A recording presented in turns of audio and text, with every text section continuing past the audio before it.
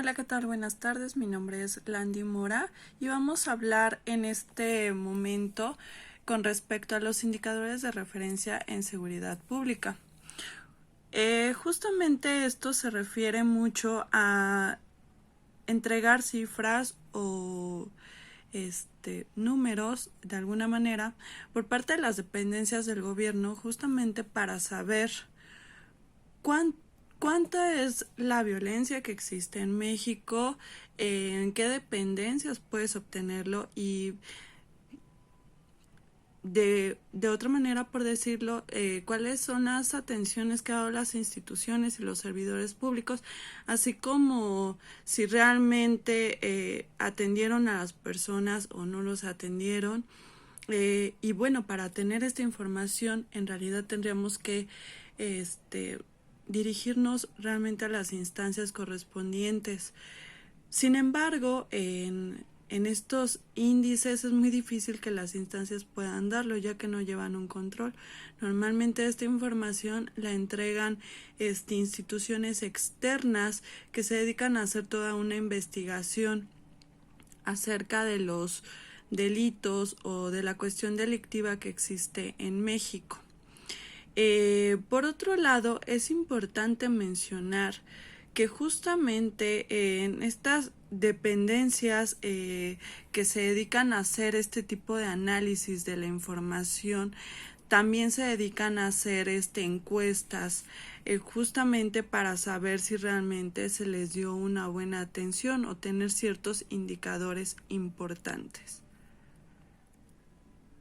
Dentro de los datos que se analizan en esta información, estos datos estadísticos que se tienen que entregar justamente para saber si el presupuesto que se gasta en esto es el ideal.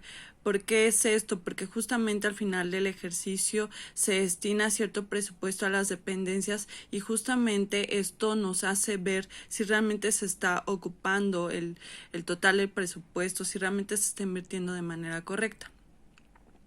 Dentro de las encuestas, como ya había mencionado anteriormente, justamente se busca qué es lo que sucede, qué sucede dentro del país, de México, cuál es la incidencia delictiva, cuál es la cifra negra, qué es una cifra negra, eso lo voy a mencionar un poco más adelante, cuál es el índice nacional del delito y cuál es si existe o no secuestro y en qué grado existe el secuestro.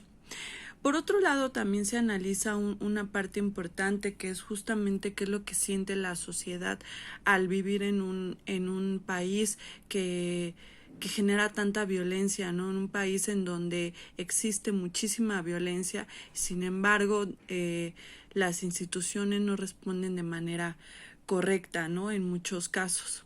Y bueno, justamente en esto está la percepción, el miedo al delito, cómo se sienten las personas, la sociedad en sí dentro de un país, ¿no? Que genera mucha violencia, cuál es su índice o su grado que existe de miedo al delito, cuál es la percepción de la inseguridad, el temor a ser una víctima de algún delito. Y bueno, ¿qué se obtiene justamente de esto? Pues se obtiene la eficiencia de la institución. Si realmente las instituciones están siendo eficientes en nuestro país y están cumpliendo justamente en ser parte de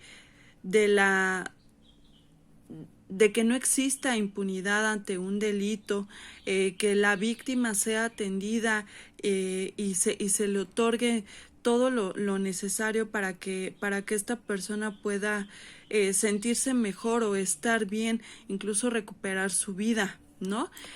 Porque realmente las personas cuando sufren de un delito, pues quedan mal, ¿no? Realmente a veces las instituciones, incluso hay instituciones que se dedican a darle toda la atención psicológica cuando es víctima de un delito fuerte o un delito grave que logre romper su estabilidad dentro de la sociedad, su estabilidad emocional.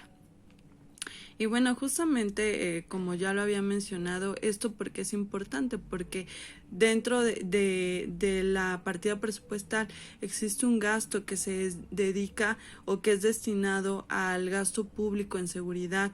¿Cuál es el costo de un delito? ¿Cuánto nos cuesta la inseguridad en México? ¿Y cuál es la efectividad del gasto en seguridad? Bueno, por otro lado, unas cifras importantes o que por lo menos a mí me llaman mucho la atención es justamente cuál es la prevalencia que existe acerca de que se cometan un delito, ¿no? Por cada cuántos habitantes existe una proporcionalidad de delito en ciertos lugares, por ejemplo, cuáles son las zonas en donde se presentan más este tipo de delitos.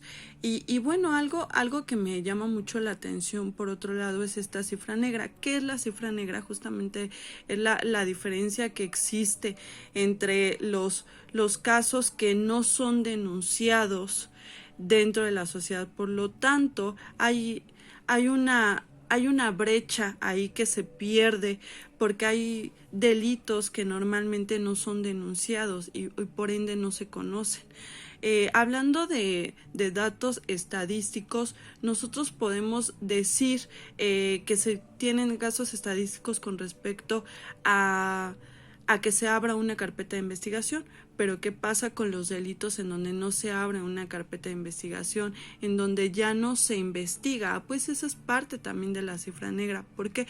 Porque son delitos que no se buscan o no se persiguen, no continúan una investigación, por lo tanto existió un delito, pero no existen los medios probatorios para poder castigar ese delito que se cometió. Y bueno, pues dentro de esta cifra negra también datos importantes que suceden, por ejemplo, la violencia intrafamiliar o los delitos de violación que se han dado, por ejemplo, en esta época de pandemia, pues son parte de la cifra negra. ¿Por qué? Porque son delitos que se cometen dentro de un entorno familiar y que bien pasa a ser algo que se vuelve normalizado, que la gente, la sociedad lo normaliza y entonces no se atreven a ir a una instancia ante un ministerio público para poner una denuncia. ¿Por qué? Porque justamente esta sociedad en la que vivimos, esta forma de vivir tan patriarcal, tan sí, vaya, tan mal, justo porque nos dicen que no podemos ir en contra de un familiar, o porque es tu padre, o porque es tu abuelo, porque cómo le vas a decir eso, ¿no? Incluso las personas son eh, coercionadas de alguna manera, las coercionan para que no hagan esta denuncia y por lo tanto pues no son parte de las estadísticas de los delitos que se cometieron. Sin embargo, existen delitos, pero la sociedad o por lo menos las instancias gubernamentales no lo conocen, un delito que para ellos no sucedió. Entonces, a mí en lo particular me parece esto muy importante porque entonces independientemente de que nosotros podemos decir que vivimos en México y México tiene un alto nivel de criminalidad, justamente por las carpetas de investigación que se han levantado, no se debe de perder de vista que hay muchos datos que no se conocen y que existen delitos que no están denunciados y que no son parte de estos datos duros que se pueden presentar. Sin embargo, eso nos puede indicar que si nosotros pensamos que Ciudad de México es un país en donde sí existe alto nivel de criminalidad, no estamos viendo esos datos que son parte de la cifra negra. Y bueno, pues esto sería todo. Muchas gracias. Hasta luego.